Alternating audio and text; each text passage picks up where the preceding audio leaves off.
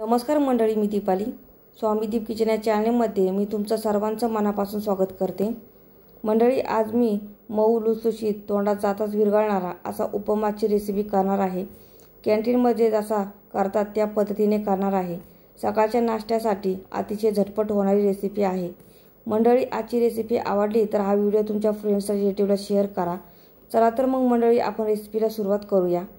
इथे मी उपमा करण्यासाठी 1 वाटी बारीक रवा घेतला आहे. ह्या जागी मोठा रवा घेतला तरी चालेल. प्रथम रवा भाजून घेते. त्यासाठी इथे कढई गरम करून घेतली आहे. 2 चमचे तेल घालून घेते.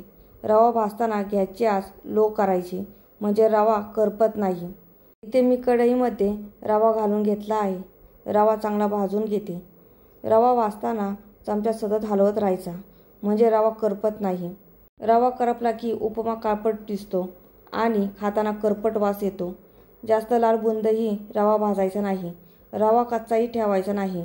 रवा कच्चा असला की रवा पाणी जास्त पितो आणि त्यामुळे गिचका होतो. खाताना दाताखाली कचकच लागतो. त्यामुळे रवा भाजताना थोडी काळजी घ्यायची. हे पहा, रवा चांगला भाजला आहे. पांढरा शुभ्र आहे आणि चांगला खरपूस वास येतोय. इथे रवा भाजला आहे. आता एका पसरट ताटात भाजलेला रवा काढते, म्हणजे लवकर गार होईल.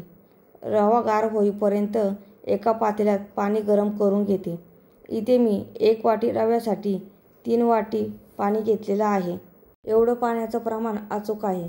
एवढ्या पाण्यात रवा परफेक्ट शिजतो. पाणी गरम होईपर्यंत फोडणीसाठी साहित्य घेतलं आहे ते दाखवते. 2 कांदे बारीक कापून घेतले आहे.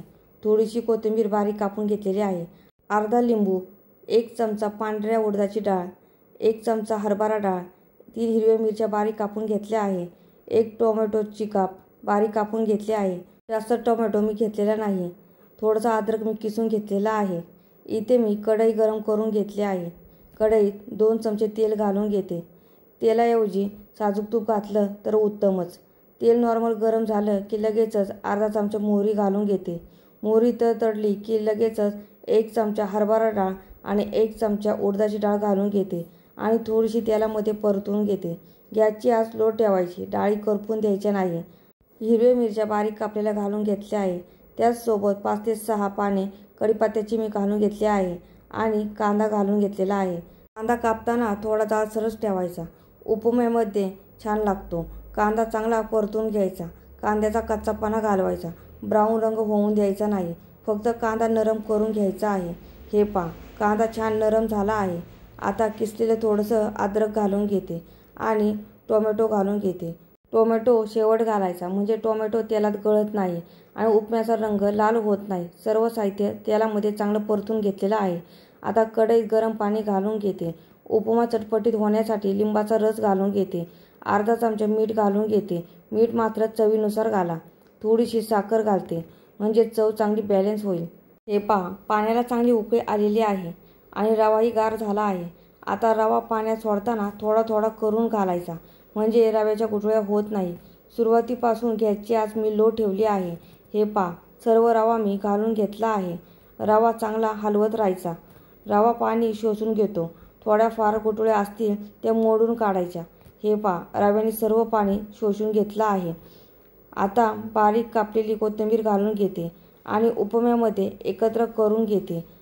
आता कढईवर झाकण ठेवते आणि 2 मिनिट वाफ काढते, म्हणजे रवा परफेक्ट शिजला जाईल. इथे 2 मिनिट झाले आहे. आता कढईवरचं झाकण काढून घेते. पुन्हा एकदा उपमा चमच्याने हलवून घेते. मंडळी, तुम्हाला दिसत असेल उपम्याचा रंग कसा पांढरा शुभ्र, तेवढाच मऊ लुसलुशीत झाला आहे. आता गॅस बंद करते आणि कढईवर झाकण ठेवते. इथे आपला उपमा तयार झालेला आहे. आता गरमागरम उपमा सर्व करते. मंडळी, आजची उपम्याची रेसिपी कशी वाटली मला कमेंट करून सांगा. जर रेसिपी आवडली असेल तर चॅनल लाईक करा, शेअर करा, सबस्क्राईब करा आणि हो, बेल आयकॉन प्रेस करायला विसरू नका, जेणेकरून माझ्या नवीन रेसिपीच्या व्हिडिओची नोटिफिकेशन तुम्हाला लगेच मिळेल. चला तर मग मंडळी, पुढच्या नवीन रेसिपीला लवकरच भेटू. तोपर्यंत छान छान खा आणि मस्त राहा.